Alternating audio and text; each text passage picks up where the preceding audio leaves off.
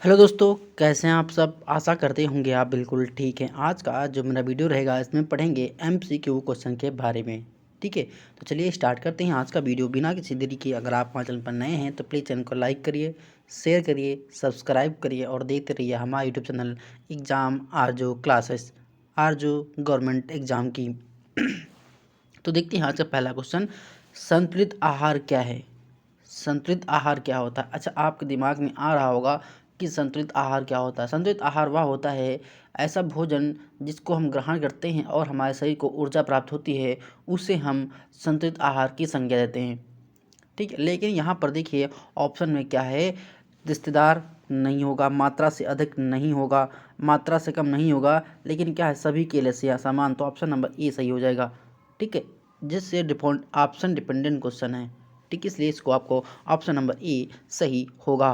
Next question है, संतुलित आहार का निर्धारक है। जो संतुलित आहार होता है उसका निर्धारक क्या होता है। उसका स्वास्थ्य भी निर्धारक होता है, लिंग भी निर्धारक होता है और आयु, यानी कि किस आयु में कितना भोजन लेना है ये भी डिपेंड करता है। ठीक है, ऐसा नहीं है कि आप 6 माह का बच्चा हो, आप उसे कुछ हैवी खाना खिला दें और बच्चा क्या है उस खाने को ना पचा पाए। तो ये क्या होते हैं, निर्धारक तत्व होते हैं। तो ऑप्शन नंबर यहाँ पर डी हो जाएगा, क्योंकि आयु, लिंग, स्वास्थ्य ये सारे फैक्टर डिपेंड करते हैं। तो ऑप्शन नंबर डी यहाँ पर हो जाएगा। Option number D is the right answer. Next है, स्वस्थ भोजन का लाभ है। जो हमारे स्वस्थ भोजन होते हैं उसका लाभ क्या होता है। उसका लाभ क्या होता है। अच्छा, जो हम मान लो अगर हम स्वस्थ भोजन कर रहे हैं, यानी कि अच्छा भोजन खा पी रहे हैं, खाना खा रहे हैं, तो क्या होगा, हमारे शरीर के अंदर क्या होगी, अच्छी ऊर्जा बनेगी, हम ज़्यादा काम कर पाएंगे, सुस्ती नहीं आएगी, किसी प्रकार की बीमारी नहीं आएगी, हमारे अंदर रोग प्रतिरोधक क्षमता बढ़ जाएगी। और क्या है, हम अगर मान लो 2 घंटा काम करते थे तो हम क्या है 4 घंटा काम करेंगे, काम करने की एफिशिएंसी बढ़ जाएगी, आउटपुट ज़्यादा होगा। तो देखिए यहाँ पर क्या है, शरीर और मानसिक विकास होगा। बिल्कुल बात सही है। जब हम संतुलित भोजन लेंगे तो जाहिर सी बात है हमारा मानसिक, शारीरिक और सब कुछ विकास सही से होगा। इसी देखा हो, जो गरीब घर के बच्चे होते हैं वो कुपोषित रहते हैं, उनको सही से भोजन नहीं मिल पाता, तो उनका शारीरिक, मानसिक किसी प्रकार से उनका विकास नहीं हो पाता। फिर देखेंगे रोग प्रतिरोधक क्षमता बढ़ जाती है। इससे हम पर्याप्त मात्रा में भोजन ले रहे हैं तो भोजन में क्या है, भोजन में जब हम लेते हैं उसमें कार्बोहाइड्रेट, प्रोटीन, वसा, कार्बोहाइड्रेट, प्रोटीन, वसा, खनिज, लवण सब कुछ मिलता है। ठीक है, तो मान लो हम क्या है रोग प्रतिरोधक क्षमता है, विटामिन सी लेंगे तो क्या है आपके शरीर में रोग प्रतिरोधक क्षमता बढ़ जाती है। तो ऐसे है संतुलित और मानसिक स्वास्थ्य, यानी कि आपका मानसिक स्वास्थ्य भी, आपकी मेंटल हेल्थ वो भी सही रहेगी। तो यहाँ पर ऑप्शन नंबर डी सही हो जाएगा। नेक्स्ट है, संतुलित आहार के पोषक तत्वों में से कौन सा तत्व सम्मिलित नहीं है। संतुलित आहार के पोषक तत्वों में से कौन सा तत्व सम्मिलित नहीं है। तो यहाँ पर पोषक जैसा कुछ नहीं होता है भाई, प्रोटीन होता है, खनिज होता है, लवण होता है। याद कर लीजिए, एक लाइन याद कीजिए, कार्बोहाइड्रेट, प्रोटीन, वसा, विटामिन, खनिज, लवण और जल।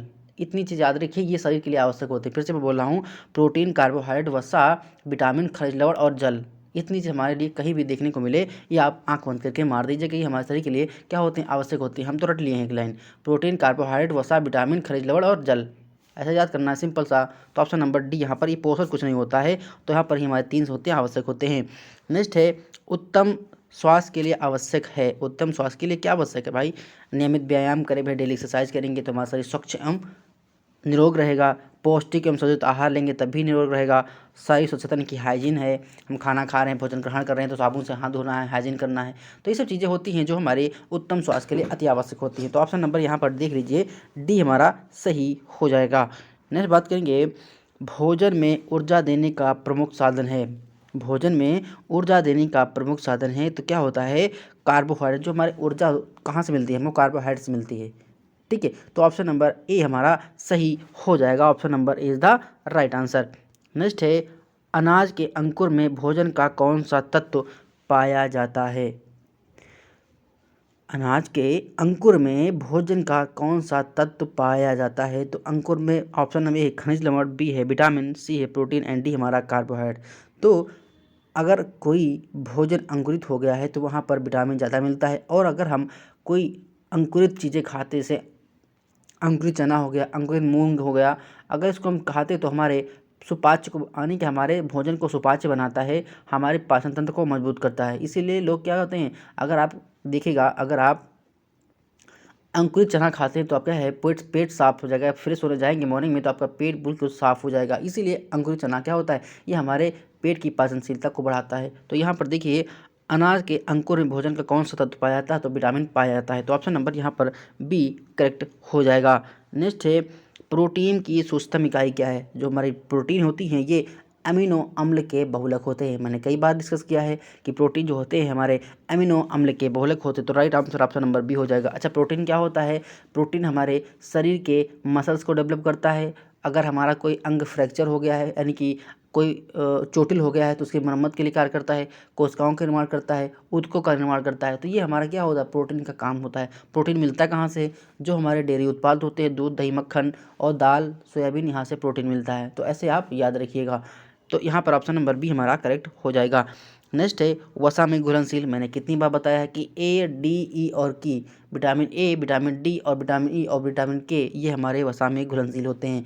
विटामिन बी और सी ये हमारे जल में घुलनशील होती है। बी सी मतलब गई भैंस पानी में, बी सी बी सी पानी में गई, बी सी पानी में गई गई भैंस पानी में, बी सी, ठीक ऐसे याद रखिएगा।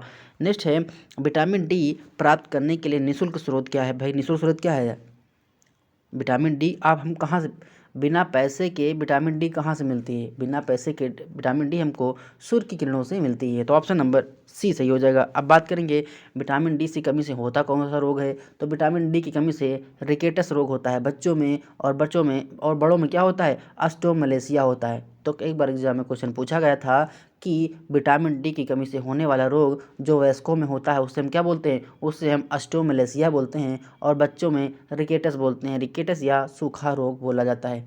ठीक है, तो दोनों याद रखना है, बच्चे में रिकेटस और बड़ों में वयस्कों में ऑस्टियोमलेशिया बोला जाता है। तो ऑप्शन नंबर यहाँ पर सी सही हो जाएगा। अब देखा होगा, मैं बताता हूँ आपको एग्जाम्पल। जब छोटा सूर्य की किरणें से विटामिन डी आपको 11 बजे तक मिलेगा, इसके बाद नहीं मिलता। तो अगर आप बैठना चाहते हैं धूप में तो सुबह मॉर्निंग में 11 बजे तक बैठिए, उसके बाद मत बैठिए वरना काले हो जाएंगे। ठीक है, तो मैं बताने जा रहा था कुछ चीज़ कि हाँ छोटे बच्चे जो होते हैं उनको देखा होगा जनरली मम्मी तेल की चम्पी लगाकर यानी कि उनके बॉडी में तेल की मालिश करके धूप में टहलाती है। इसलिए टहलाती है क्योंकि उनकी हड्डी क्या हो जाए, मजबूत हो जाए, इसीलिए कैल्शियम की कमी ना होने पाए। ऐसे होते हैं, जो चीज़ों को रिलेट करेंगे तो आपको आसान लगेगा। ये क्वेश्चन मस्त है। पाश्चुरीकरण का तापमान कितना होता है, पाश्चुरीकरण का तापमान कितना, ये क्वेश्चन मैं कितनी बार बता चुका हूँ और आज हमको मिल भी गया मॉक टेस्ट में। तो देखिए पाश्चुरीकरण का तापमान होता है 72 डिग्री सेल्सियस होता है। कितना, 72 डिग्री सेल्सियस। बट देखो मैं बता दूं, आप याद रखना, कुछ नहीं याद रखना। पाश्चुरीकरण जो होता है दूध को फटने से बचाने के लिए पाश्चुरीकरण किया जाता है। जो आप दूध मार्केट से ले आते हैं पैकेट वाला, जैसे अमूल हो गया, पराग ज्ञान, जो भी आता है पैकेट वाला, वो हमारा पाश्चुरीकृत दूध होता है। उस पर आप जो हमारा दूध पैकेट होता है उस पर लिखा भी होता है, इंग्लिश में लिखा भी होता है पाश्चुरीकरण, इंग्लिश में क्या बोलते हैं हम भूल गए हैं। ठीक है, वो लिखा भी होता है पाश्चुराइजेशन, पाश्चुराइजेशन लिखा होता है, पाश्चुराइजेशन लिखा होता है कि पाश्चुराइजेशन मिल्क। तो जब लिखे डिटेल में पढ़ेंगे उस पर ही लिखा होता है। तो होता ये है कि पाश्चुरीकरण जो क्रिया होती कैसे होती है, तो मैं जो बोल रहा हूँ लिखिए, 15 सेकंड के लिए 15 सेकंड के लिए 15 सेकंड के लिए दूध को 72 डिग्री सेल्सियस तक गर्म करना, यानी कि 15 सेकंड के लिए 72 डिग्री सेल्सियस पर दूध को गर्म करना ही पाश्चुरीकरण कहलाता है। याद रखेंगे, कभी नहीं भूलना है आपको, क्योंकि एग्जाम में ऐसे क्वेश्चन पूछता है। 15 सेकंड के लिए 72 डिग्री सेल्सियस पर दूध को गर्म करना ही पाश्चुरीकरण होता है। अब देखिए यहाँ पर आपको, यहाँ पर हमने बताया 72 डिग्री सेल्सियस, लेकिन यहाँ पर 72.8 दिया है। तो आप देखो 72.8 भी हो सकता है, 72.5 भी हो सकता है। तो आप ऐसे क्वेश्चन कभी नहीं दिया होगा।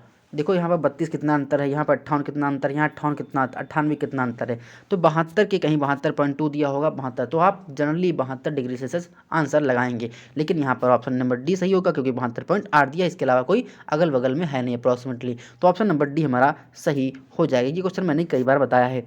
नेक्स्ट है शारीरिक परिश्रम करने वाले व्यक्ति को कैलोरी की मात्रा लेनी चाहिए, कितनी लेनी चाहिए, ये मैं क्वेश्चन करवा चुका हूँ। जो लेबर वर्ग होता है, जो लेबर होते हैं हमारे, लेबर जो दिहाड़ी करते हैं, मजदूरी करते हैं, उनको कैलोरी की मात्रा लगभग 3000 के अप्रॉक्सीमेटली लेनी चाहिए। ये मैं बता चुका हूँ। जब एक महत्वपूर्ण बिंदु जब पढ़ाया था तो वहाँ बताया था कि एक दैनिक मजदूर को कितनी चाहिए, एक गर्भवती माता को कितनी चाहिए, एक नवजात बच्चे को कितना चाहिए, मैंने वहाँ पर डिस्कस किया था।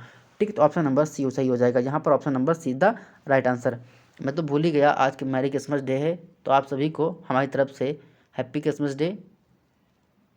आप अगला जो हैप्पी क्रिसमस मनाएं अपने पैसों का मनाएं, जल्दी ही आपका एग्ज़ाम हो और आपका सिलेक्शन हो, यही हम आपसे चाह रहे हैं। ठीक है, तो आप ऐसा करिए, इतनी मेहनत करिए कि आपका जो आने वाला अगला 2023 वाला जो आपका मैरी क्रिसमस हो आपके पैसे से हैं। खूब एंजॉय करिए, अच्छे से करिए, एक साल में इतना पैसा कमाइए कि उस साल एकदम खुश होकर एकदम धूम धमाके से मनाइए। ठीक है, नेक्स्ट देखेंगे। नेक्स्ट है हमारा, दूध में किसकी मात्रा नहीं पाई जाती। ये मैंने कितनी बार बताया है कि विटामिन सी दूध में नहीं पाया जाता। क्यों नहीं पाया जाता मैं बताता हूँ। देखो, जो विटामिन सी होता है ये हमारे दूध को फाड़ देता है। मैं कैसे फाड़ देता है मैं प्रैक्टिकल बताता हूँ। अगर आपके मम्मी घर पे होंगी, अगर वो लस्सी बनाना चाहती हैं तो शाम को क्या करती हैं, दूध में 1 या 2 बूंद नींबू डाल देती हैं। तो क्या होता है, दूध फट जाता है, दूध फट जाता है। इसीलिए दूध में कभी भी विटामिन सी नहीं पाई जाती। अगर विटामिन सी होगी तो दूध फट जाएगा। इसलिए देखा होगा मम्मी जो घर पे होती हैं, माँ लोग, माता जी, तो क्या करती हैं, वो जब लस्सी बनाना होता है तो शाम को दूध में कोई खट्टा पदार्थ डालती हैं, चाहे आम का अचार डाल दें या नींबू, उसमें क्या हो, नींबू के 2 बूंद डाल देते हैं तो दूध फट जाता है। इसीलिए कभी भी विटामिन जो होता है सी, ये दूध में नहीं पाया जाता। तो ऑप्शन नंबर सी हमारा करेक्ट हो जाएगा। नेक्स्ट है, किस आयु के बच्चों को फुल क्रीम दूध दिया जाना चाहिए। किस आयु के बच्चे को फुल क्रीम दूध दिया जाना चाहिए। तो जब बच्चा 2 माह से कम हो, 2 माह से जब कम हो बच्चा, तो आप फुल क्रीम दूध दे सकते हैं। तो ऑप्शन नंबर यहाँ पर सी हमारा सही हो जाएगा। नेक्स्ट बात करेंगे, 0 से 6 माह के शिशु को प्रतिदिन कितने ग्राम प्रोटीन आहार में देना चाहिए। 0 से 6 माह के शिशु को, यानी कि 6 माह का बच्चा है, तो उसे आप कितने ग्राम प्रोटीन देंगे। उसे आप 2 ग्राम प्रोटीन देंगे। पहली बात मैं बता दूं कि 0 से 6 माह का जो बच्चा होता है, प्रोटीन कहाँ दे पाएंगे उसे तो आप माँ का पीला गाढ़ा पहला दूध देंगे, जिसे कोलेस्ट्रॉल बोलते हैं। तो कहने की बात है, ये समझ लीजिए कि 2 ग्राम उसको चाहिए होती है, तो माँ के दूध से मिल जाती है। भाई जब बच्चा 0 से 6 माह का होगा तो आपसे कहाँ कुछ खिला पाएंगे, ना उसके मुँह में दांत होंगे, ना उसका इतना डाइजेस्टिव सिस्टम मजबूत होगा कि इस चीज़ों को पचा पाए। तो माँ का सिर्फ और सिर्फ दूध पीता है, और माँ के सिर्फ और सिर्फ दूध में लगभग 2 ग्राम क्या होती है, प्रोटीन होती है, जो प्रतिदिन बच्चे को मिलती है। ठीक है, तो ऑप्शन नंबर ए यहाँ पर सही हो जाएगा। नेक्स्ट है, नवजात शिशु के लिए निम्न में से कौन सा दूध सबसे उपयुक्त माना जाता है। नवजात शिशु है, अगर छोटा बच्चा है, तो उसके लिए अगर कौन सा दूध सबसे अच्छा माना जाता है, तो ऑप्शन नंबर सी हो जाएगा। माँ का पहला गाढ़ा पीला दूध बच्चे के लिए बहुत ही अच्छा होता है। आप कभी भी बाहर लेने जाइए, एक पैकेट वाला या डिब्बा वाला दूध आता है, तो उस पर लिखा भी होता है, एक लाइन लिखी होती है कि माँ का दूध बच्चे के लिए सर्वोत्तम होता है। यानी कंपनी वाले भी बताते हैं कि माँ का दूध कितना अच्छा है बच्चे के लिए, लेकिन तब भी क्या बताएं, समाज में कुछ जो चीज़ें होती हैं, महिलाएं ऊपर का दूध पिलाती हैं। ऊपर का कहने का मतलब है डिब्बा वाला। ठीक है, इसलिए दिमाग भी डिब्बा वाला होता जा रहा है। तो ऑप्शन नंबर यहाँ पर सी सही हो जाएगा। नेक्स्ट है, माँ के दूध में निम्न में से कौन सा एक नहीं पाया जाता। फिर वही क्वेश्चन घूम के आ गया, भाई विटामिन बी होता है, विटामिन डी भी होता है, प्रोटीन भी, लेकिन विटामिन सी नहीं होता। मैंने अभी बताया कि विटामिन सी होगा तो दूध हमारा फट जाएगा। नेक्स्ट बात करेंगे, हरे पत्ते वाली सब्जियों में किसकी मात्रा पर्याप्त ज़्यादा है। यानी कि जो हमारे हरे वाले पत्ते सब्जियां होती हैं, उसमें आपको विटामिन ए पर्याप्त मात्रा में देखने को मिलती है। विटामिन ए पर्याप्त मात्रा में देखने को मिलती है। अब कुछ लोग कहेंगे सर विटामिन ए तो हमें हल सब्जियों की बात की गई साहब, यहाँ पर सब्जियों की बात की गई है, तो देखिए फलों में भी मिलता है और सब्जियों में विटामिन ए मिलता है। विटामिन सी हमारे खट्टे पदार्थों में मिलता है। विटामिन डी, देखो यहाँ पर आप समझिए, कोशिश करिएगा, जो हमारी यहाँ पर विटामिन सी भाई खट्टे पदार्थों में मिलता है, बात खत्म। विटामिन डी हमारा किससे मिलता है, जो हमारे सूर्य का प्रकाश होता है। विटामिन बी सब्जियों से मिलता है, लेकिन कम मिलता है। लेकिन विटामिन ए जो हमारा होता है सब्जियों से पर्याप्त मात्रा में मिलता है, और साथ ही साथ फलों से भी मिलता है विटामिन ए। तो आप क्वेश्चन डिपेंडेंट है, तो यहाँ पर राइट आंसर आप ए लगाएंगे। विटामिन से मिलता नहीं, विटामिन डी मिलता नहीं, विटामिन बी 12 मिलता नहीं, लेकिन विटामिन ए मिलता है, तो आप ए लगाइएगा। और एक अगर रासायनिक नाम होता है रेटिनॉल होता है, जिसके कमी से हमारे रतौंधी हो जाती है। तो ऑप्शन नंबर ए यहाँ पर सही हो जाएगा। नेक्स्ट है, किस अवस्था में बच्चों के शारीरिक विकास में तीव्रता आने लगती है। जो बाल्यावस्था होती है, इस अवस्था में बच्चे का जो शारीरिक विकास होता है उसमें बहुत जल्दी ग्रो करता है, बहुत जल्दी तीव्र विकास होता है। तो ऑप्शन नंबर यहाँ पर भी देख लीजिए, हमारा सही हो जाएगा। नेक्स्ट बात करेंगे, किस अवस्था में बच्चों के शारीरिक, मानसिक एवं संवेगात्मक विकास में निरंतर वृद्धि होती है। संवेगात्मक विकास जो होता है सबसे ज़्यादा देखने को मिलता है वो ऑप्शन नंबर हमारा लगभग 6 से 12 या 5 से 12 वर्ष की जो उम्र होती है उसमें संवेगात्मक सबसे विकास होता है, सबसे तीव्र यानी कि सबसे पीक पर होता है। तो यहाँ पर ऑप्शन नंबर 5 से 12 6 से 12, तो देखिए 5 से 12, तो ऑप्शन नंबर डी हमारा करेक्ट हो जाएगा। नेक्स्ट है किशोरावस्था में लड़के को कितने किलोग्राम प्रतिदिन कैलोरी की आवश्यकता होती है। किशोरावस्था में लड़के को, भाई लड़का जो होगा वो काम करेगा तो भाई 3000 किलोग्राम, तो ऑप्शन नंबर बी हमारा सही हो जाएगा। Option number B is the right answer. इतना ही क्या होता है, एक लेबर को भी चाहिए होती है। ठीक है, नेक्स्ट है किशोरावस्था में किशोरियों को अपने आहार में किसकी मात्रा बढ़ा देनी चाहिए। किशोरावस्था में किशोरियों के लड़कियों को अपने आहार में किसकी मात्रा बढ़ा देनी चाहिए। तो देखो विटामिन सी, बी डी इसकी बढ़ी होनी चाहिए, कैल्शियम भी बढ़ा देना चाहिए, लौ खनिज मुक्त आहार भी उपरोक्त सभी। यानी किशोरावस्था में किशोरियों की बात इसलिए कही गई है कि जो हमारी लड़कियां होती किशोरावस्था में होती यानी कि अपनी 18 से 20 साल की उम्र में होती हैं तो कुछ की शादी भी हो सकती है, इसीलिए वो क्या हो माँ बनने से पहले अपनी शरीर को अच्छे से क्या है अच्छे से डेवलप कर लें, क्योंकि अंदर किसी भी प्रकार की कमी ना होने पाए, एनीमिक ना होने पाए, खून की कमी, कैल्शियम कमी ना होने पाए। इसीलिए यहाँ पर किशोरावस्था में लड़कियों की बात की गई साहब, उनको सब सारी डाइट लेनी चाहिए। तो ऑप्शन नंबर डी यहाँ पर हमारा सही हो जाएगा। मैं आपका बता दूं आपका एग्ज़ाम बहुत ही समय है एग्ज़ाम के लिए। कैसे है, आप 100 क्वेश्चन बहुत जल्दी, बहुत अगर आपको आता होगा तो आप 100 क्वेश्चन मात्र 40 मिनट में करके बैठ जाएंगे।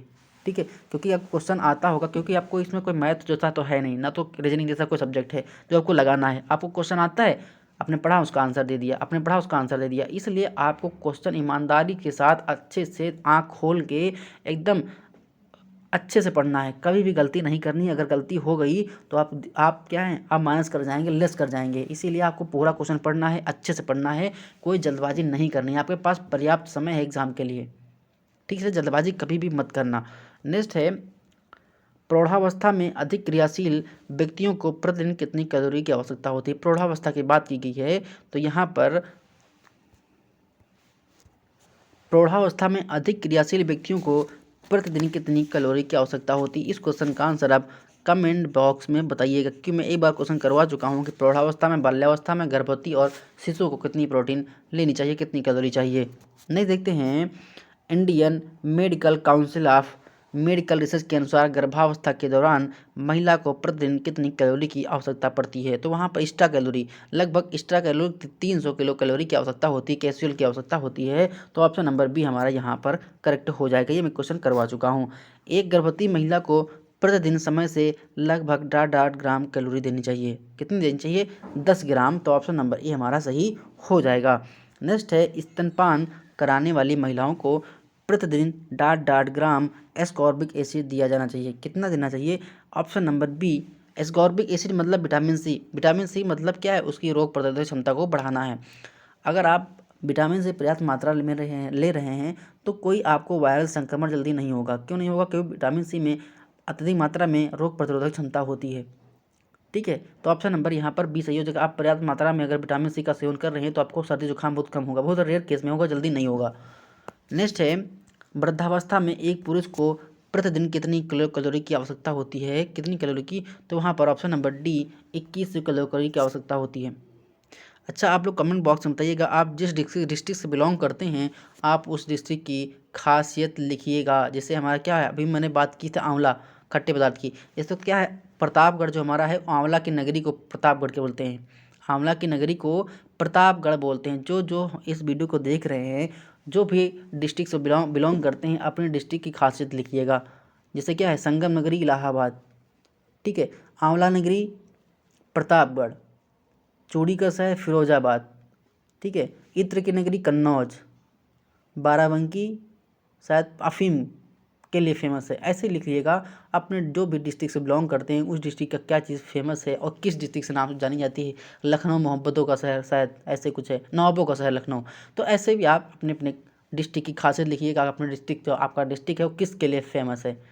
ये क्योंकि कभी कभी जो यूपी का एग्ज़ाम देते हैं लोग, उसमें यूपी से अगर पूछा जाता है तो कभी कभी पूछा जाता है सुहाग नगरी किसे बोलते हैं। हाँ, तांबा नगरी जो क्या है, तांबा नगरी है मुरादाबाद। तो ऐसी चीज़ क्या क्वेश्चन बनते हैं एग्ज़ाम में, तो आप लिखिएगा जरूर। नेक्स्ट है, वृद्धावस्था में किसी महिला को प्रतिदिन 8 मिलीग्राम आयरन की मात्रा लेनी चाहिए। कितनी लेनी चाहिए? वो 30 ग्राम लेनी चाहिए। तो ऑप्शन नंबर बी हमारा सही हो जाएगा। Option number B is the right answer. Next है, संतुलित आहार के संदर्भ में दिए गए कथनों में से कौन सा असत्य है? कौन सा असत्य है? संतुलित आहार के संदर्भ में अगर संतुलित आहार आप ले रहे हैं तो मानसिक स्थिरता मिलती है, बिल्कुल बात सही है। तनाव अवसाद कम होगा, जब अच्छा भोजन खाएंगे तो आपका तनाव और डिप्रेशन नहीं होगा। उच्च रक्तचाप स्थिर होगा, भी सही है। तो उपरोक्त में से यहाँ तो भाई तीनों ऑप्शन सही हैं, तो देख लीजिए यहाँ ऑप्शन नंबर डी हो जाएगा भाई, उसमें से कोई गलत है ही नहीं। तो ऑप्शन नंबर डी हमारा सही हो जाएगा, तीनों ऊपर के सही हैं। नेक्स्ट है, एक संतुलित आहार में किसे शामिल नहीं किया जाता? किसे शामिल नहीं किया भाई? फास्फोरस क्या है, ये इसमें शामिल नहीं किया था। तो option number D, protein carbohydrate वसा शामिल किया जाती है, लेकिन फास्फोरस शामिल नहीं होता। नेक्स्ट बात करेंगे, संतुलित आहार में वसा का अनुपात होता है, कितना होता है? वो हमारा होता है 30 ग्राम। तो option number C is the right answer. असंतुलित वसा को डाट कम करता है, ये हमारे सूजन की बाह्य चोट को कम करता है। तो ऑप्शन नंबर यहाँ पर